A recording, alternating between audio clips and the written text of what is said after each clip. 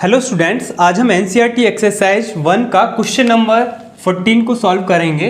तो यहाँ है figure below shows tracks of 3 charge particle. तो फिगर गिवन है इस क्वेश्चन में इन अ यूनिफॉर्म इलेक्ट्रोस्टैटिक फील्ड। यहाँ यूनिफॉर्म इलेक्ट्रोस्टैटिक फील्ड है। कैसे है? ये दो प्लेट हैं, पॉजिटिव प्लेट है, ये पॉजिटिवली चार्ज प्लेट है और ये नेगेटिवली चार्ज प्लेट है ना। तो इलेक्ट्रिक फील्ड की डायरेक्शन क्या हो जाएगी? डाउनवर्ड, है ना। तो किस डायरेक्शन में होगा electric field? In downward direction में इलेक्ट्रिक फील्ड होगा। सिंपल है, क्योंकि इलेक्ट्रिक फील्ड पॉजिटिव से स्टार्ट होती है फील्ड लाइंस और नेगेटिव पे एंड होती है ना। तो पॉजिटिव से अवे होती हैं और नेगेटिव के टुवार्ड होती है। तो इलेक्ट्रिक फील्ड कैसे हो जाएगा? डाउनवर्ड डायरेक्शन में। ओके, तो ये क्लियर है कि इलेक्ट्रिक फील्ड डाउनवर्ड डायरेक्शन में होगा यहाँ पर, है ना। डाउनवर्ड डायरेक्शन में इलेक्ट्रिक फील्ड होगा। सिंपल है। ऑफ द 3 चार्जेस हैं ये यहाँ पे, है ना। ये एंट्री करते हैं इसमें। Which particle has the highest charge to mass ratio. यहाँ हमें पता करना है कि ये 3 जो पार्टिकल हैं 1 2 3 तीनों पार्टिकल एंट्री करते हैं यहाँ पर, किसी स्पीड के साथ ये एंट्री करते हैं यहाँ से, है ना। और किसका charge to mass ratio high है ये हमें चेक करना है और साइंस बताने हैं। Give the science of the 3 charges. इनके साइन बताने हैं कि ये कैसे चार्ज हैं, पॉजिटिवली चार्ज हैं या फिर नेगेटिवली चार्ज हैं। देखिए सिंपल सी बात है, इलेक्ट्रिक फील्ड डाउनवर्ड डायरेक्शन में है और ये यहाँ पे जो चार्ज पार्टिकल एंट्री कर रहा है ये पॉजिटिव प्लेट की तरफ डिफ्लेक्ट हो रहा है ना। इट मीन्स ये कैसा पार्टिकल है? नेगेटिवली चार्ज पार्टिकल है ये, है ना। क्यों है?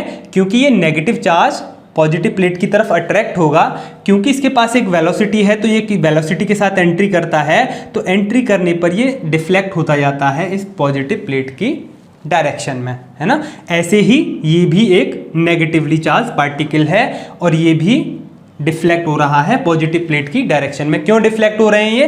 क्योंकि इन पर एक फोर्स लगेगा, साथ में इलेक्ट्रिक फोर्स लगेगा जो कि अपवर्ड डायरेक्शन में होगा, क्योंकि नेगेटिव चार्ज है, इस पर एक फोर्स लगेगा, इलेक्ट्रिक फोर्स। ओके, ये देखिए एक Vx एक वेलोसिटी होगी, हॉरिजॉन्टल वेलोसिटी, उसके साथ तो ये एंट्री कर रहे हैं, साथ में एक इलेक्ट्रिक फोर्स भी लग रहा है अपवर्ड डायरेक्शन में। तो Vx के साथ ये हॉरिजॉन्टल मूव करेंगे और जो अपवर्ड फोर्स लग रहा है उसकी वजह से ये डिफ्लेक्ट होंगे पॉजिटिव प्लेट की डायरेक्शन में। तो इनको एक एक्सीलरेशन भी मिलेगा इस डायरेक्शन में, है ना।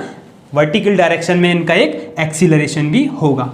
ओके, ये जो पार्टिकल है ये नेगेटिव प्लेट की डायरेक्शन में डिफ्लेक्ट हो रहा है ना। नेगेटिव प्लेट से इसको अट्रैक्ट कर रही है। इट मीन्स ये कैसा पार्टिकल है? ये पॉजिटिवली चार्ज पार्टिकल है। ये भी एक वेलोसिटी होगी, एक हॉरिजॉन्टल वेलोसिटी होगी, उससे जाएगा। लेकिन ये साथ में, क्योंकि ये इलेक्ट्रिक फील्ड डाउनवर्ड डायरेक्शन में है तो पॉजिटिव चार्ज है, तो पॉजिटिव चार्ज पे फील्ड के अलोंग ही फोर्स लगता है।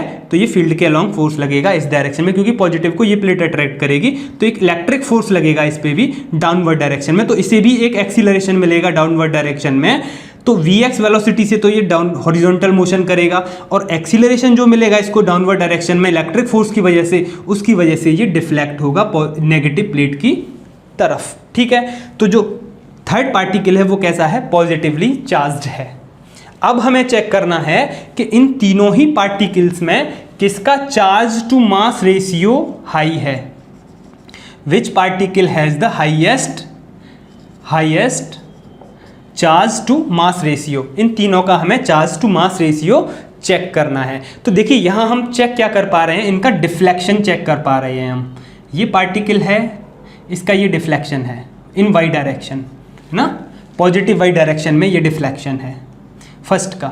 सेकंड का चेक करें तो ये है पॉजिटिव वाई डायरेक्शन में डिफ्लेक्शन।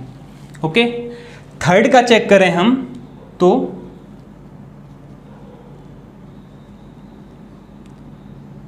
थर्ड पार्टिकल का हम चेक करें तो this is the deflection in Y direction. तो जो सबसे ज्यादा डिफ्लेक्शन हमें दिख रहा है वो थर्ड पार्टिकल का डिफ्लेक्शन है। ओके, एक्चुअल में इसको हम यहां से लेंगे, जो डिफ्लेक्शन है यहाँ से लिया जाएगा ये, क्योंकि ये यहीं से ये टर्न होना स्टार्ट हो गया है ना। तो this is the deflection for Y particle, है ना। थर्ड पार्टिकल ये है deflection in downward negative Y axis के अलोंग इसका डिफ्लेक्शन है। ठीक है, चलिए इनके लिए डिफ्लेक्शन से ही हमें पता करना है Q/M किसका हाई है ना। तो देखते हैं कि Q अपॉन M डिफ्लेक्शन के साथ कैसे डिपेंड होता है। सबसे पहले हम इक्वेशन ऑफ मोशन लेते हैं ut plus half A T square, second equation of motion ut plus half A T square से, ठीक है। और वर्टिकल मोशन के लिए चेक करते हैं, वर्टिकल मोशन के लिए, वर्टिकल मोशन, क्योंकि हमें वर्टिकल डिफ्लेक्शन ही चेक करना है, ठीक है।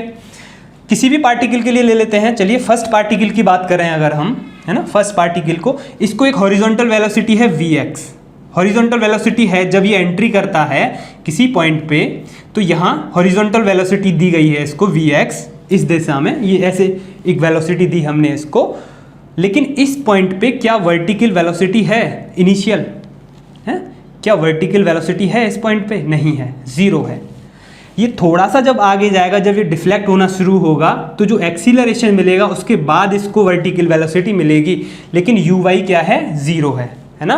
लेकिन इनिशियल वेलोसिटी हॉरिजॉन्टल डायरेक्शन में तो है, लेकिन इस पॉइंट पे जहां से एंट्री होता है वहां पर वर्टिकल वेलोसिटी नहीं है। जब ये एंट्री कर जाएगा उसके बाद इसे एक फोर्स मिलेगा, इलेक्ट्रिक फोर्स, जो इसे अपवर्ड ले जाएगा।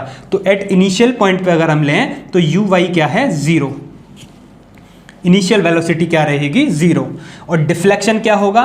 वाई, क्योंकि वर्टिकल डायरेक्शन में ले रहे हैं हम, तो एक्स कितना होगा? वाई।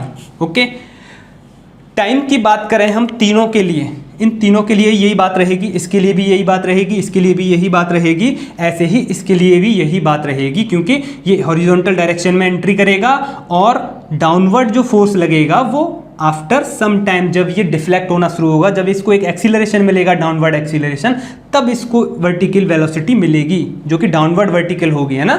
लेकिन इनिशियल यहाँ पे भी वो यू वाई जो होगी जीरो होगी, जो कि डाउनवर्ड डायरेक्शन में वेलोसिटी है वो क्या रहेगी यहाँ पे? जीरो। क्लियर है बात? चलिए, तीनों ही पार्टिकल के लिए ये बात समझ में आ गई है। अब हमें एक्सीलरेशन जो है, एक्सीलरेशन को चेक करें। एक्सीलरेशन क्या होगा?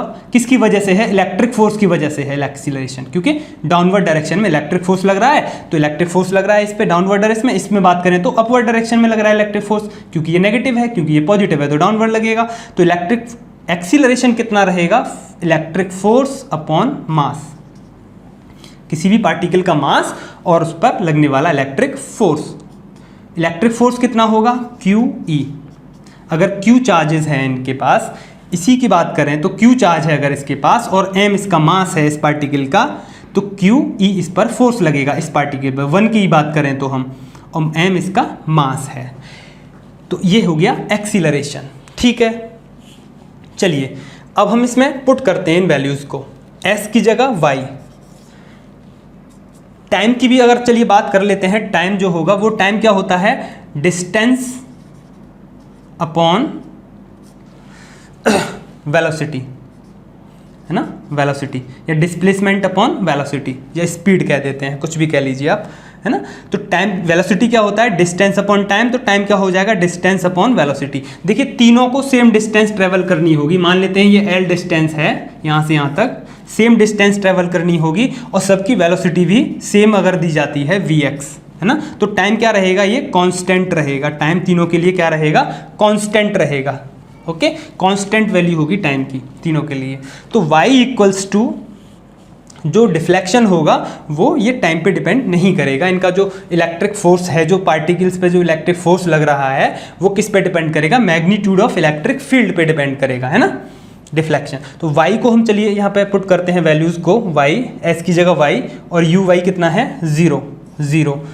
टाइम को टाइम ही रहने देते हैं, plus half a is this QE upon m और t स्क्वायर।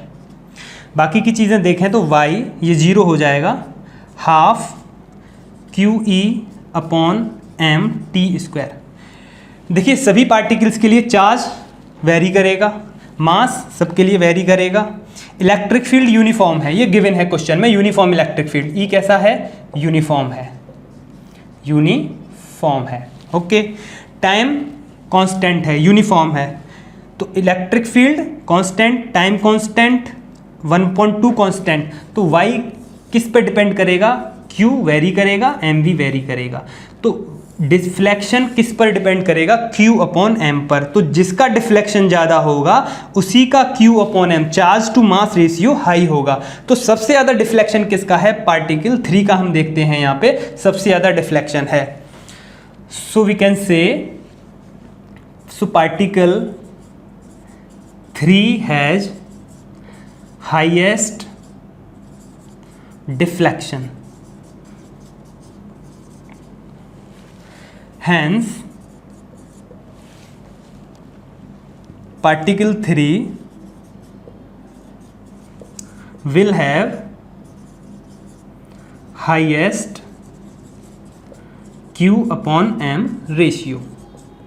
तो थर्ड पार्टिकल का जो Q अपॉन एम रेशियो है, चार्ज टू मास रेशियो है फॉर पार्टिकल थर्ड, ये सबसे ज़्यादा होगा। ओके, और देखिए आपको एक बात यहाँ पे ध्यान रखनी है कि ये जो लेंथ है ये सबके लिए सेम है और जो वेलोसिटी है ये भी कांस्टेंट रहेगी, हॉरिजॉन्टल वेलोसिटी। देखिए हॉरिजॉन्टल वेलोसिटी क्यों कांस्टेंट रहेगी, क्योंकि इस डायरेक्शन में कोई फोर्स नहीं लग रहा।